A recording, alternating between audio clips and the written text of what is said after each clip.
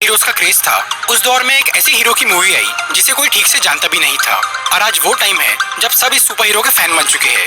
Iron man ने न सिर्फ मार्वल सिनेमैटिक यूनिवर्स की शुरुआत की, बल्कि इसी हीरो की वजह से ये फ्रेंचाइजी इतनी हिट हुई है। वैसे तो सभी सुपर हीरो फैंस इस कैरेक्टर को अच्छी तरह जानते हैं, लेकिन आज भी कुछ लोगों को आयरन मैन की ओरिजिन नहीं पता। इसीलिए आज मैं आपको आयरन मैन मूवी की पूरी स्टोरी शॉर्ट में समझाऊंगा। तो आइए देखते हैं।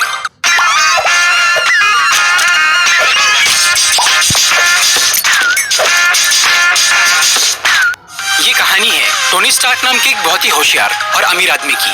टोनी बचपन से ही बहुत जीनियस था। उसने काफी कम उम्र में ही टेक्नोलॉजी की फील्ड में महारत हासिल कर ली थी।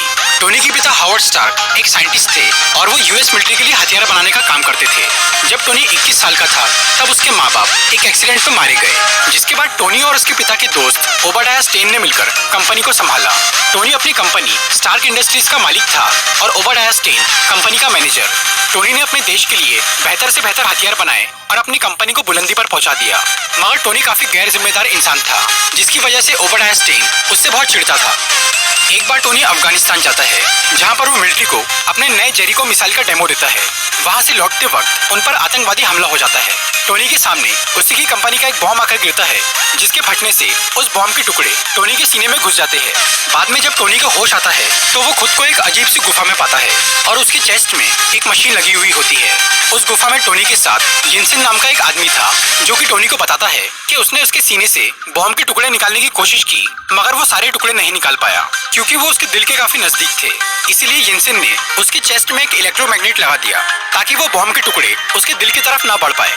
वो इलेक्ट्रोमैग्नेट एक कार की बैटरी से चल रहा था।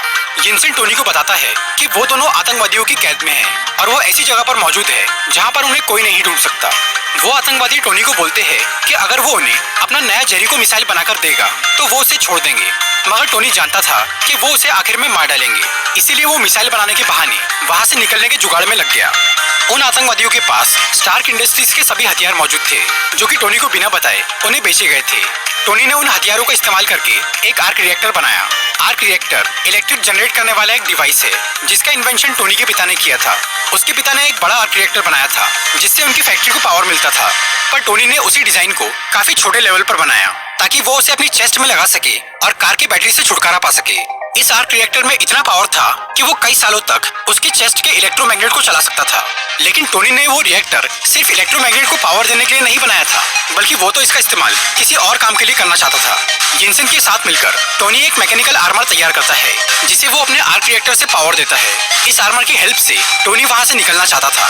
जब वो सूट बन जाता है और टोनी उसे पहन रहा होता है, तब वहाँ के लोगों को शक हो जाता है और वो सब हमला करते हैं। मगर यिनसेन टोनी को बचाने के लिए अपनी जान दांव पर लगा देता है।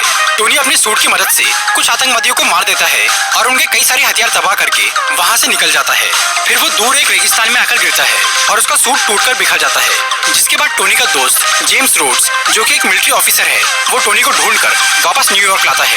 वापस लौट के टोनी सबके सामने ये अनाउंस कर देता है कि अब से स्टार्क इंडस्ट्रीज हथियार बनाना बंद कर देंगी, क्योंकि इन हथियारों का गलत इस्तेमाल किया जा रहा है। टोनी के इस फैसले से ओबाडाया स्टेन और कंपनी के सभी लोग उस पर बहुत गुस्सा हो जाते हैं, लेकिन टोनी अपने फैसले पर अटल रहता है और वो वेपन मैन्युफैक्चरिंग की बजाय रिन्यूएबल एनर्जी सोर्स और आर्क रिएक्टर टेक्नोलॉजी पर ध्यान देना शुरू करता है। टोनी फिलहाल अपने इस छोटे आर्क रिएक्टर को सबसे छुपा के रखता है, ताकि उसका गलत इस्तेमाल ना हो सके। फिर वो एक नया ज्यादा पावरफुल आर्क रिएक्टर बनाकर अपनी चेस्ट में लगाता है। इसके बाद टोनी कई महीनों तक अपने घर पे रहकर एक बहुत ज्यादा एडवांस आर्मर तैयार करता है, जिसे वो अपने नए आर्क रिएक्टर से पावर देता है। टोनी ने ये नया आर्मर बनाया था अपनी प्रोटेक्शन और बुरे लोगों का सफाया करने के लिए। कुछ टाइम बाद टोनी एक चैरिटी इवेंट में जाता है, जहां उसे एक रिपोर्टर से पता चलता है कि अभी भी उसकी कंपनी के हथियार आतंकवादियों को सप्लाई किए जा रहे हैं, जिनसे वो एक गांव के लोगों पर जुल्म कर रहे हैं। फिर टोनी अपना नया आर्मर पहनकर अफगानिस्तान के उस गांव में जाता है।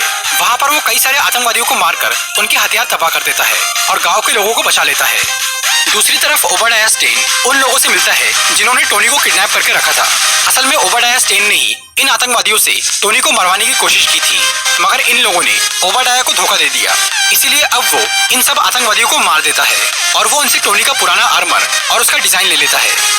उधर टोनी अपनी असिस्टेंट पेपर पॉट्स को कंपनी का मेन कंप्यूटर चेक करने भेजता है ताकि उसे गैर कानूनी तरीके से बेचे गए हथियारों का पता चल सके। जब पेपर उस कंप्यूटर को चेक करती है तो उसे पता चलता है कि ओबाडियाह स्टेन चोरी छुपे गलत लोगों को हथियार बेच रहा है और उसी ने टोनी को मरवाने की कोशिश की थी ताकि वो कंपनी का मालिक बन सके। पेपर ये सारे सबूत जमा कर लेती है और वो शील्ड के एजेंट फिल कोल्सन को ये इन्फॉर्मेशन देती है। दूसरी तरफ ओबाडियाह स्टेन टोनी के पुराने आर्मर के डिजाइन से अपने लिए एक नया आर्मर बना लेता है, मगर वो सूट को पावर देने के लिए वैसा आर्क रिएक्टर नहीं बना पाता। इसीलिए वो टोनी के घर जाकर उसे कुछ देर के लिए पैरालाइज करता है और उसका आर्क रिएक्टर छीन लेता है और वो उसे अपने सूट पर लगाकर उसे चालू कर देता है। फिर टोनी किसी तरह से अपने पुराने आर्क रिएक्टर तक पहुंचता है और उसे अपनी चेस्ट में लगा लेता है। ये पुराना रिएक्टर इतना अच्छा नहीं था कि वो नए सूट को पावर दे सके। फिर भी टोनी अपना आर्मर पहनकर ओबाडियाह को रोकने के लिए जाता है। उधर पेपर पॉट्स शील्ड के एजेंट्स के साथ ओबाडियाह स्टेन को गिरफ्तार करने के लिए जाती है, पर वो अपना सूट पहनकर सब पर हमला कर देता है। तभी टोनी वहां पर पहुंचता है। वो ओबाडियाह को रोकने की कोशिश करता है, लेकिन उसके सूट में पुराना आर्क रिएक्टर लगा होने की वजह से वो ओबाडियाह के आगे कमजोर पड़ जाता है।